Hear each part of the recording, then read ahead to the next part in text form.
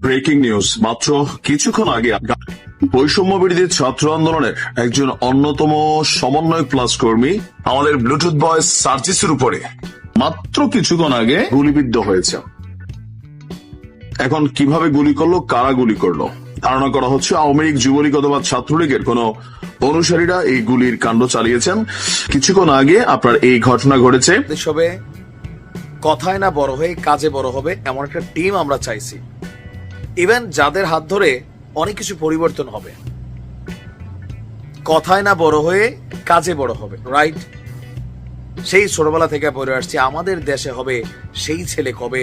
আর যখন সার্জিসদের দেখছে জনতার এক অংশ, ইয়েস এই সেই ছেলে, কিন্তু যত দিন যাচ্ছে এখানে মনে হচ্ছে এই ছেলে কি সেই ছেলে, নাকি ঋতুর সাথে রং পরিবর্তিত হয়। আমি বিএনপি করা বা ছাত্রদল করা একটা ছেলেকে যতটা অনার করতে পারছি, এখন সার্জিসে পারছি না। স্রোতের সাথে আওয়ামী লীগের সাথে আওয়ামী লীগ, বঙ্গবন্ধুর জন্য মুখ দিয়া ফেনা, আবার স্রোতের বিপরীতে আইসা পুরা গোষ্ঠী উদ্ধার করা, শেখ হাসিনার ফাঁসি নিশ্চিত করা, নির্বাচন হবে না, কেউ যদি মুখে আনে আনা যাবে না, এরকম নানান বক্তব্য দায়ের চেয়ে আসার বড় টাইপের। এতদিন তারা ছিল সমন্বয়ক, বাট এখন সমন্বয়ক আর নাই, বৈষম্য বিরোধী নাই।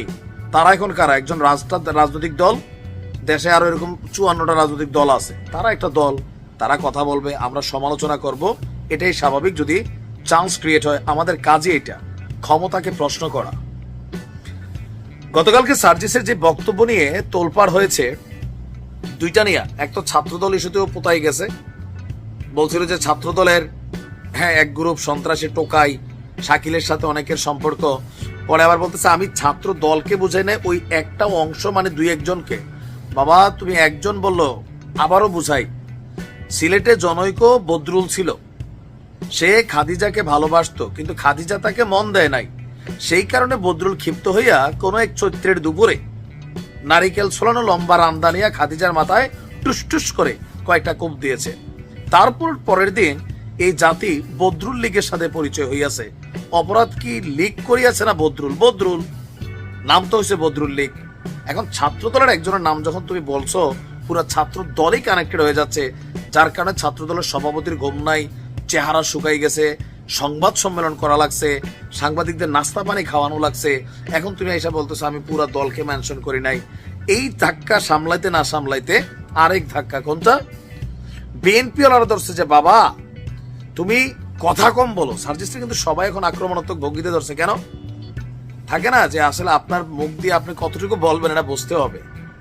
ইচড়ে পাকা টাইপের হয়ে গেছে বিষয়টা, এখন ইচড়ে পাকা। তো বিএনপির তোপের মুখে যে আপনার সার্জিসের বক্তব্যটা ছিল যে শেখ হাসিনাকে দেশে এনে ফাঁসির মঞ্চে না নেওয়া পর্যন্ত কেউ যেন নির্বাচনের কথা না বলে। আরে ভাই, তোমরা সেকেন্ড রিপাবলিকের স্বপ্ন দেখছো, নতুন স্বাধীন দেশ বলছো, কে কি বলবে তুমি সার্জিস ঠিক করে দিবা? তাহলে তো তুমি ওই যে পুরোনো ছাত্রলীগ করছো তোমার ভিতর রয়ে গেছে, বাড়িছে না তো। এটাই তো ফেসিজমের আওয়াজ। আমি কি বলবো সেটা আমি জানি, আমার বাক স্বাধীনতা আছে। আমি কোনো ভুল বললে সেটা আইন দেখবে, ডিজিটাল নিরাপত্তা আইন না। আমি কি বলবো সেটা তুমি ঠিক করে দিবা, তুমি আমার ট্যাগ দিবা, আমরা এইটা আমরা সেইটা। মানে তোমার এই লাইসেন্স কে দিছে? হু আর ইউ?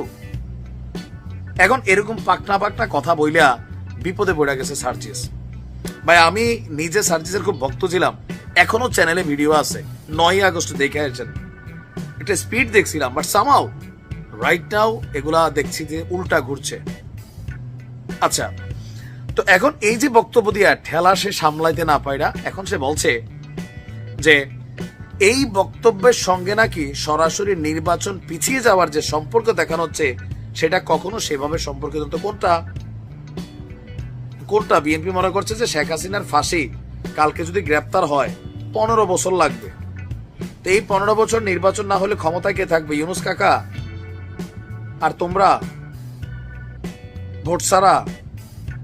এখন তো চিন্তা করছে কথাটা লাই কইছি কি, ওই সাদিক আব্দুল্লাহ না জানি কি নাম ছেলেটার, সে একটা কথা বলছিল যে এদের অতিরিক্ত কথা বলা বন্ধ করতে হবে। অতিরিক্ত কথা বলা, এরা অতিরিক্ত কথা বলে, এক একজন এরকম ঘাড় গোন নাড়া দিয়া, এটা পুনপুন্না ভাব আসছে, এটা থাকবে না। বৈষম্য বিরোধী প্ল্যাটফর্মে তোমাদের বিপরীত অবস্থান নিয়ে নিচ্ছে, প্রাইভেট নিয়ে নিচ্ছে। তুমি কার খালু বাবা? এখন সবাই সেট করে তোমরা 10 জন মিললেই কি পুরো বাংলাদেশ? এখন তার বক্তব্য যে সবচেয়ে গুরুত্বপূর্ণ বিষয় হচ্ছে, আচ্ছা লাশ কোথা হচ্ছে এটা খুঁজে বেড়াচ্ছে। আমরা রায়ের বাজার আমাদের জায়গা থেকে, সে বিশাল তা মানে অনেক শহীদদের পরিবার নিয়ে কান্নাকাটি করছে, কিন্তু আবু সাইদের পরিবারের দাওয়াত দেওয়ার সময় পায় না। জুলাই আগস্টের মতো এত একটা মহান দায়িত্ব ছিল, এই ফান্ডিংটা প্রত্যেকটা মানুষের সুষ্ঠুভাবে দিয়ে আসতে পারতো, সে ছেড়ে দিছে রাজনীতি দল করার জন্য।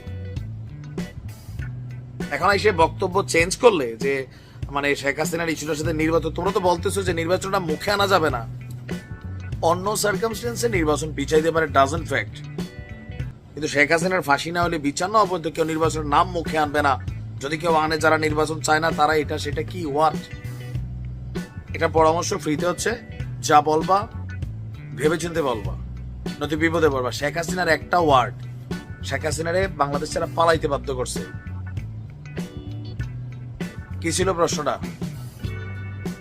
ওটা কি মুক্তিযোদ্ধার নাতি নাতনিরা পাবে না, রাজাকারের নাতি নাতনিরা পাবে? জাস্ট একটা ওয়ার্ড, মিস ওয়ার্ড। শেখ হাসিনার এই সাম্রাজ্য ভাঙা চুরা তোমরা তছনছ করে দিতে পারছো। সো তুমিও বুঝো, ছাত্রলীগ করে আসছো, ব্লুটুথ বয় কিন্তু হ্যাভি মেধাবী, বাট থাকে না যে অতিরিক্ত মেধা মাঝে মাঝে বিপদ ডেকে আনে। উপদেষ্টা নাহিদ, যদিও তিনি এক মুহূর্তে সাবেক উপদেষ্টা জাতীয় নাগরিক পার্টির যিনি আহ্বায়ক, তিনি গতকালকে বলছিলেন যে সমন্বয়ক এবং বৈষম্য বিরোধী এই পোস্টগুলা এখন আর এক্সিস্ট করে না, কারণ গেল এক সপ্তাহে বাংলাদেশের বিভিন্ন জায়গায় এই সমন্বয়কদের মধ্যে যে চাঁদাবাজি একটা মেন্টালিটি ঢুকছে বিভিন্ন জায়গায়, এটাকে কন্ট্রোল করা যাচ্ছে না। জাতীয় নাগরিক পার্টির হেড অফিস থেকে বাধ্য হয়ে এগুলাকে বিলুপ্ত ঘোষণা করেছেন। আজকে দেখেন, বিলুপ্ত ঘোষণার পরপরই আপনার বৈষম্য বিরোধী ছাত্র আন্দোলনের নেতারা এবং জাতীয় নাগরিক পার্টি না, আপনার জাতীয় নাগরিক পার্টি, তাদের মধ্যে হামলা পাল্টা হামলার ঘটনা হয়ে গেছে। আমি আগেই বলছিলাম, বৈষম্য বিরোধী ছাত্র আন্দোলনে যারা জড়িত তারা অনেকেই কিন্তু বিষয়টাকে পজিটিভ নেয় নেয়, যে নাহিদ এটাকে বিলুপ্ত ঘোষণা করছে। তাদের বক্তব্য আপনি কমেন্টগুলোতে দেখবেন, বা অনেকেই বক্তব্য দিচ্ছেন যে আমাদের ঘাড়ে লবণ রাখা বড়ি খেয়ে গেছেন, এখন আপনি আমাদেরকে বিলুপ্ত করবেন, আমরা এটা মানি না। অলরেডি আওয়াজ আসছে। এর মাঝখানে পিরোজপুর শহরের পুরাতন বাস স্ট্যান্ডে বৈষম্য বিরোধী ছাত্র আন্দোলন এবং জাতীয় নাগরিক পার্টির মধ্যে হয়ে গেছে তুমুল সংঘর্ষ। আপনার রাত 10:30টার দিকে বৈষম্য বিরোধী ছাত্র আন্দোলনের মোহাম্মদ ইমরান শেখ, শাহনেওয়াজ অভি, মোহাম্মদ মঈনুদ্দিন এবং জাতীয় নাগরিক কমিটির প্রতিনিধি মুসাব্বির মাহমুদ সানি এবং তার ভাই সানজিদের মধ্যে এই হামলা পাল্টা হামলার ঘটনাটি ঘটেছে। এই ঘটনায় বৈষম্য বিরোধী ছাত্র আন্দোলনের যিনি নেতা আছেন মঈনুদ্দিন, তিনি বলছেন, আমরা তারাবির নামাজ শেষে পুরাতন বাস স্ট্যান্ডে চা খেতে আসি। আজকে হঠাৎ কোথা থেকে সানি এসে অভিকে আজে বাজে কথা বলে, এক পর্যায়ে ওরা আমাদের উপর হামলা করে। এদিকে জাতীয় নাগরিক পার্টির কমিটির প্রতিনিধি সানির অভিযোগ, হামলাকারীরা প্রথমে তাকে লক্ষ্য করে আক্রমণ করে। যখন তিনি আত্মরক্ষার চেষ্টা করেন তখন তার ভাই সানজিদকেও মারধর করা হয়। এই হামলায় সানির পিঠ ও হাতে এবং সানজিদের গলা ও পায়ে আঘাত লেগেছে। শাহনেওয়াজ অভির কাছে জানতে চাইলে তার বক্তব্য, মুসাব্বির মোহাম্মদ সানি জুলাই বিপ্লবের সময় নাকি একদিনও আন্দোলন করেনি, ফেসবুকে পোস্টও দেয়নি এবং তৎকালীন পিরোজপুরের সবচেয়ে বড় সন্ত্রাস রেজাউল করিমের সঙ্গে মিশে বৈষম্য বিরোধী আন্দোলনের সব তথ্য পাচার করেছে, যার সব ডকুমেন্ট তাদের কাছে 5ই আগস্টের পর তারা পেয়েছে। নিজেরাই সমন্বয় কমিটি তৈরি করে পিরোজপুরে বিভিন্ন জায়গায় চাঁদাবাজি করত। আমরা বৈষম্য বিরোধীরা বাধা দিলে এটা নিয়ে ভেজাল লাগে, পরে সে ঢাকায় গিয়ে জাতীয় নাগরিক কমিটিতে যোগদান করে। স্থানীয় সূত্র বলছে যে তারাবির নামাজ শেষে পুরাতন বাস স্ট্যান্ড যাওয়ার পর 5-7 জনের একটি সশস্ত্র দল লোহার পাইপ এবং ধারালো অস্ত্র নিয়ে আকস্মিক হামলা করে।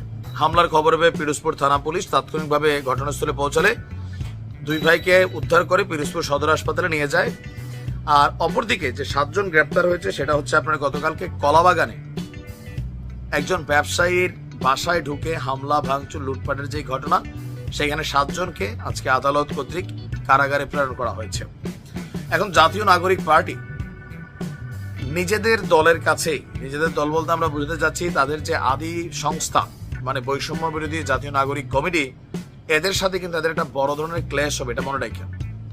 কারণ কি, সমন্বয়ক হিসাবে যারা এই দলটাকে তৈরি করছে জাতীয় নাগরিক পার্টি, এখানে সারা বাংলাদেশ থেকে সম্ভবত 158 বা তারও কম মানুষ মিলা এই দলটার কিন্তু মেইন লিডিং এ ওই যে ঢাবিকে যে সিন্ডিকেট বা কেন্দ্র ভিত্তিক যে আলোচনা, সারা বাংলাদেশের সাথে এক ধরনের বিচ্ছিন্নতা তৈরি হয়ে গেছে। কারণ ভাই, আপনি যখন ক্ষমতার কাছে যাবেন, আমরা 5 জনে মিলে একটা কাজ করছি, কিন্তু হঠাৎ করে আপনি দামি গাড়ি চড়বেন, আপনার একটা টেলিভিশন ডাক দিবে, পুলিশ সালাম দিবে, এগুলো আবার আমার সহ্য হবে না, আবার আমারে করলে আপনার সহ্য হবে না। কারণ জাতি হিসেবে আমরা হিংসুটার ক্ষমতার সাহায্যে পায়, তারও শরীরের চামড়া আমরা ভারী হয়ে যায়।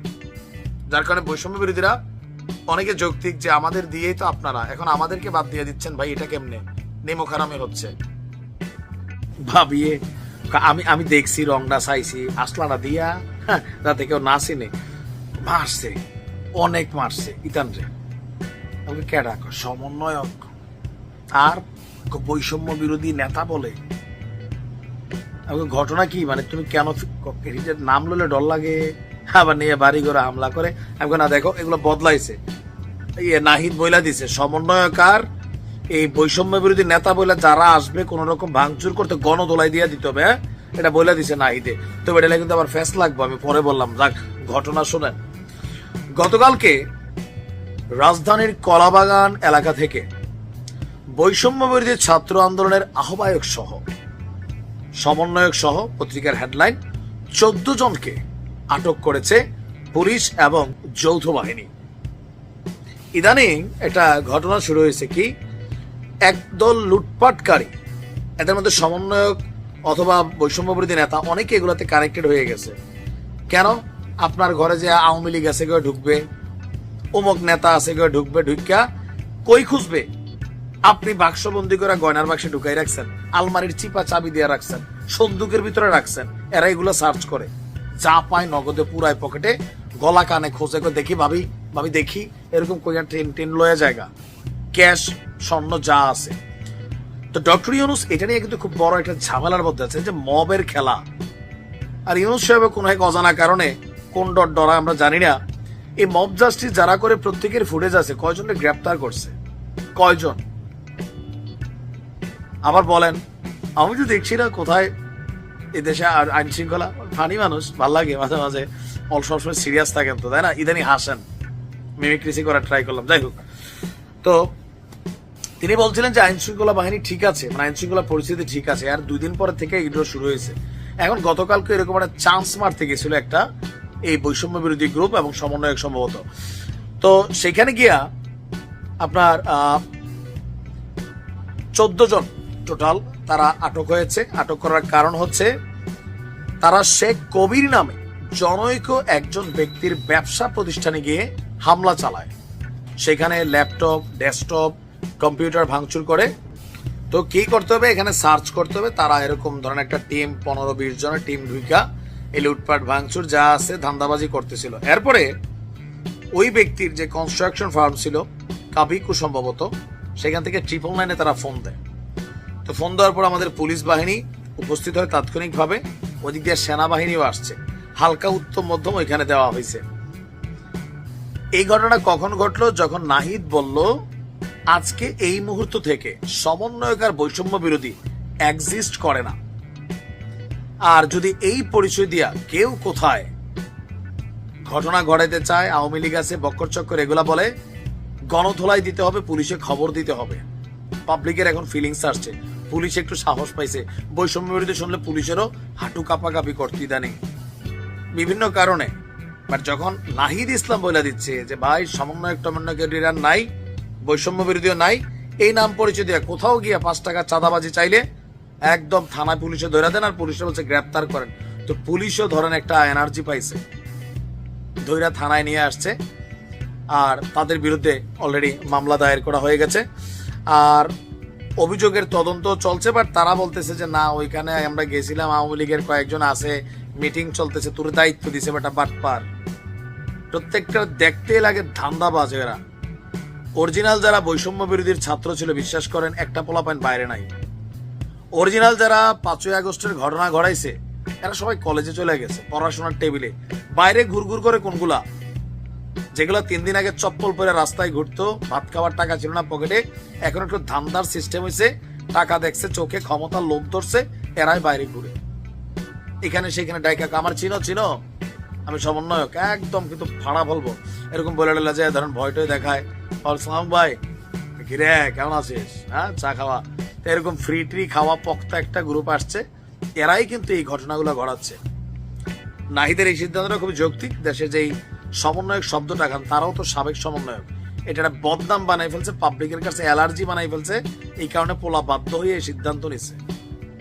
এখন যারা আছে মাঠে তারা এটা কতটুকু মাইনা নেয়, নাকি বলে আপনি তো গেছেন গা জায়গা মতো, আপনার তো আর ভাই চিন্তা নাই, আমগো হালা যাবো কই, হ্যাঁ এগুলা কইরে তো আমরা খাই। এক গ্রুপ আছে না এখন বিভিন্ন জায়গায়, দু একটা স্ক্রিনশট দিলাম তো। ভালো থাকো।